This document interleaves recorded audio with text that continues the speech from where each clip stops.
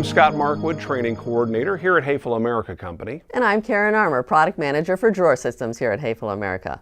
Now we're here in the Learning Center and we're about to install some Move-It rollout trays. And in this application, we're putting them into a cabinet that has a face frame. Now that presents a few challenges, and we're going to cover that in the video. You want to make sure that you have your mounting instructions handy. Let's get started.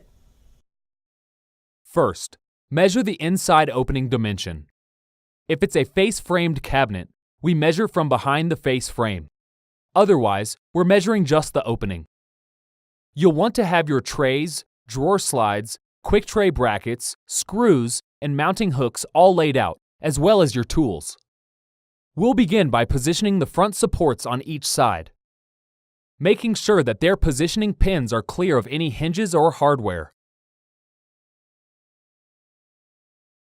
We'll install the supports with the provided screws.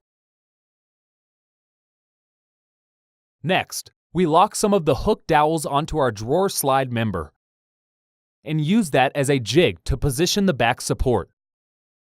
We use one of the bottom screw locations first, and then install the upper slide at its upper location. That will secure the back support in the correct vertical position.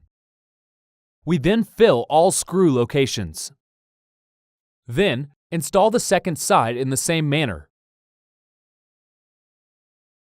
With that complete, we simply install the pull-out tray, positioning it near the rear of the slide before clicking it into place. To remove, bring the tray all the way forward, and then lift up and forward at about a 45-degree angle.